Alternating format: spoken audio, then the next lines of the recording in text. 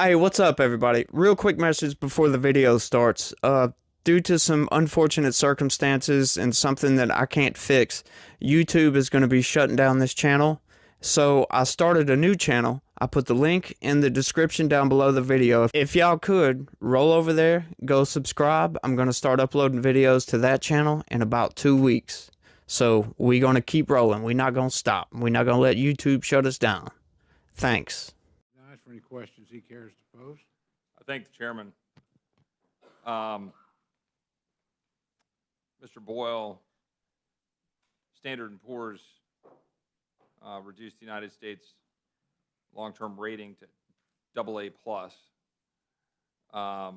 In their report, they say the downgrade reflects our opinion that the fiscal consolidation plan that Congress and the administrative recently agreed to falls short of what, in our view, would be necessary to stabilize the government's medium-term debt dynamics. Do you agree or not? Well, I wasn't here in Congress in 2011, but what I do know is there's no question the reason for that default and the reason for that downgrade was because we came so close to default for the first time ever. Mr. Smith? Yeah, I'm glad you brought that up, Representative. In other words, the only major credit downgrade that we've ever had was because we weren't doing enough to manage our debt. We never defaulted. There was never a default. It's just they downgraded because we weren't doing enough to manage our debt. The subsequent quote was making them, quote, pessimistic about the capacity of Congress and the administration to be able to leverage their agreement into a broader fiscal consolidation plan. In other words, they didn't believe that we would do what is necessary to get our fiscal house in order. I guess my question right now is, and the thing that I'm struggling on a nonpartisan basis, is whether this plan does that. And that's, I think, the question the American people want to know. Are we actually taking a step right now which will actually make our fiscal strength return again? And I'm asking just a general question, like just quick, yes or no? Do you guys think this bill, you guys are all advocating for this bill. Will this bill, if we pass this bill, is this going to restore fiscal health to the United States of America? I would just say, in regards to, I would best illustrate it to our country's finances is like the Titanic. And you got to start moving the ship before you hit the iceberg. And this does help us start turning the ship. Does it turn it fast enough or far enough, as much as I would be happy to do? But we could probably turn it a whole lot faster if we had a different person in the White House and different control in the Senate. But it does turn it, but just maybe not as fast as all of us would like to turn it. I would go even further. Okay. I think this bill, as I've said repeatedly today, is a compromise that will help us avoid economic disaster.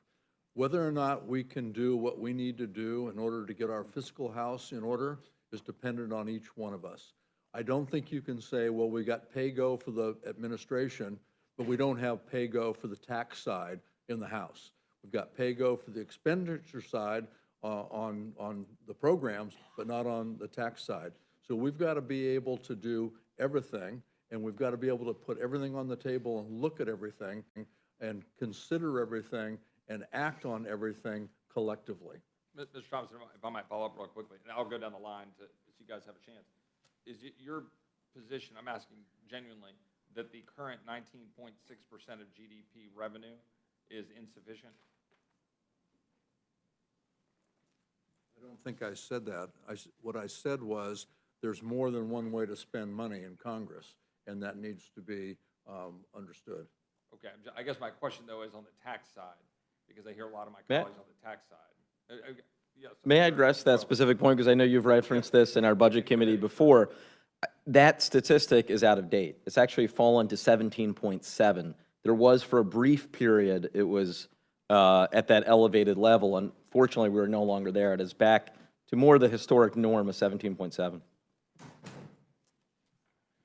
My understanding is 19.6 is the 2022 level. We can talk about where it is in 2023, but the last data we have from 2022 is 19.6%.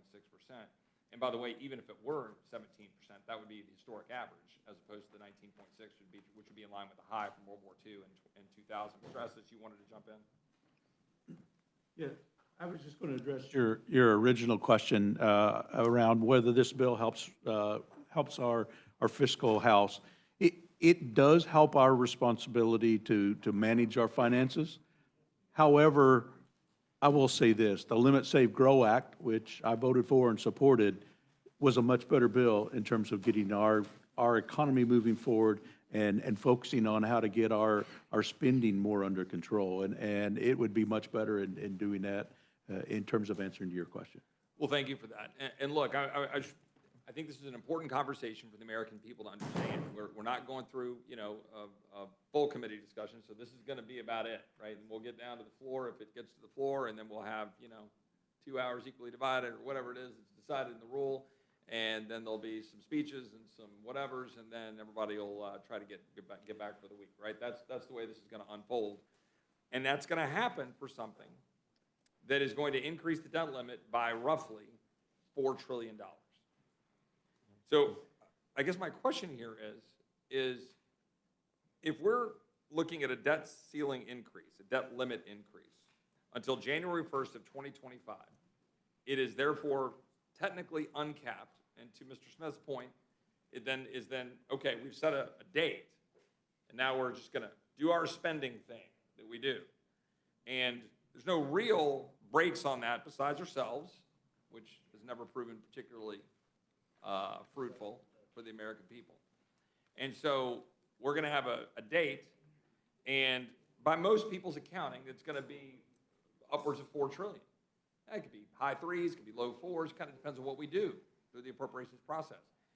But we're doing that, and by the way, we're doing that into a lame duck, which then leaves to the Secretary to make determinations about what is going to follow with respect to extraordinary measures, and make a decision based on a political outcome of the election in November of next year, then what we do.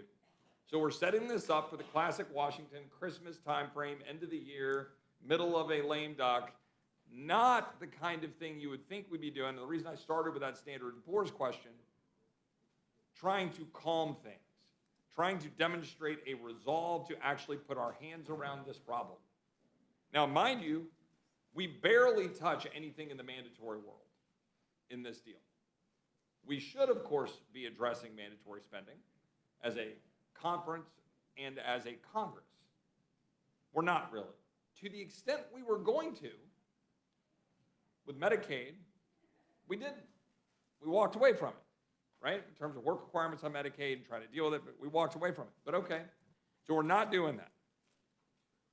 I think my question here is it your all's best guess that our debt to GDP ratio will be higher or lower on January 1st, 2025 than it is today in light of this bill? Any of the witnesses? Are we going to have a higher or lower debt to GDP ratio in January 1st, 2025? And not with a dependent on how we appropriate answer, but what are we actually going to end up with? Well, Representative, the debt, the credit card is maxed out based on how Congress spends money.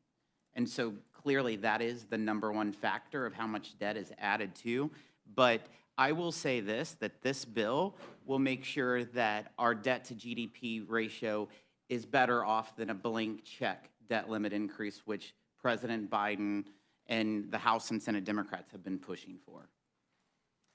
So we agree that this is about prospective spending. I've heard a lot of folks talk about it being, making sure we, all this is about default. We're always talking about paying our bills. This is really about increasing the credit card for, generally speaking, prospective spending. Part of this is not just about the number change or the date change that would then increase the debt $4 trillion. It's obviously got some spending restraints in place. Now, we've tried those before. To the best of my knowledge, and we'll see if I'm incorrect, there are 2 years of actual caps, 4 years of targets. The targets really don't do anything. So we have 2 years of caps, And those 2 years of caps would, in year one, to the best of my understanding, result in a $12 billion discretionary cut on paper. Do we agree with that number, that it's a $12 billion discretionary cut For 2024, for 2024? yes. So a $12 billion discretionary cut. But one thing that I think is important in that is you also have the COVID rescissions, which are $28, $29 billion. However, $6 billion of that was actually rescinded. $22 billion was, to the best of my understanding, split into $11 billion in 24 and $11 billion in 25 and put over in commerce, and is sitting there able to be spent. Now, again, according to appropriations, but also not with respect to the cap. So we talk about a $12 billion cut, but you've got these rescissions that we're saying we're saving, the COVID rescissions, and we're taking 11 or 12 billion and putting it over in commerce. Do I have that correct, to the best of our knowledge? Any of the witnesses, can they speak to that's over in commerce? I don't know where the money that went into commerce, for those two categories in commerce, came from. Okay. Whether that came out of the COVID money or where that was, what that was intended to come from. Thank you, sir. Thank you, Congressman Estes. My understanding is that it was in fact from that pot of COVID money that 22 billion was divided into two, and that's 11 billion per year. My point of that is, depending on how you view these numbers and the fact that that doesn't apply to the cap, I would argue that you're not necessarily seeing that $12 billion cut. This is why I have been saying to some degree in the public that this is effectively a spending freeze. So we can quibble over it, and at the end of the day, $12 billion represents what? 0.75% of the 1.6 trillion, roughly? So at most, we're talking about is about a 0.75% cut in 2024, but we have these COVID rescissions that we're moving around and putting over COVID. So from my standpoint, when I analyze this for the American people, I view this as effectively a spending freeze for 2 years. You get a 2-year spending freeze, but that is off of the post-COVID spending. So we're still tracking post-COVID spending as where we're starting from. And right now, we are now spending almost 50% more than we were at the beginning of COVID. So we've gone from, 4 trillion-ish to 6 trillion-ish or something along those lines. And in a post-COVID environment, we're now going to say we're freezing spending. So we're, as some articles have said, bending, the curve down. So we're bending the curve down off of the higher COVID levels of spending in order to extract an agreement to push the debt ceiling all the way to January 1st, 2025 in the middle of a lame duck, which by most accounts would amount to maybe 4 trillion-ish of increase. And I'm trying to figure out how that's good for the American people. That's what I'm trying to figure out. That's not exactly ratcheting back our spending. This is like watching the Indy 500 on Sunday and like you're going 240 down the stretch and you're going, oh, the curve's coming up and I'm just going to let my foot a little bit off the gas. But you could go barreling right through the curve, right into the wall, and that's what we're doing. We're not making the substantive transformative changes necessary. We already acknowledged here, I think on a bipartisan basis, we're not touching mandatory spending in any significant way. I actually am fine with that in the current circumstances of this political environment, but I think we ought to be on a bipartisan basis actually sitting down to roll our sleeves up and address mandatory spending. Unfortunately, my colleagues on the other side of the aisle, their only response ever to that is taxes. Literally, that's the response. Say, okay, well, let's talk about all that. Let's talk about overall revenue to the Treasury, and then talk about what we're going to do to reform mandatory spending. But we don't ever do that. But put that aside. In discretionary, we're talking about a freeze in spending post-COVID. And I think that I think is what a lot of the American people are concerned about. To the extent that I'm trying to put any meat on the bone of what my friend from South Carolina said about smoke and mirrors, is, these cuts, we're going to save $2 trillion over 10 years. Well, when the CBO says that, and I think this is correct, right, they are assuming that we're going to spend at those levels that are capped and the targets, which are not, of course, in law. They're just targets. So the $2 trillion is, like most things in this town, a fiction. It's just saying, well, if you guys do something remotely responsible like this, you'll save $2 trillion.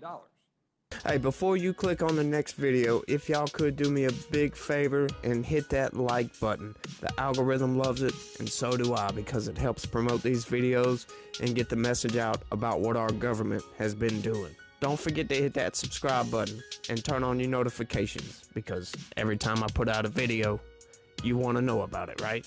Thanks again, and have a good one. See you on the next one. Peace.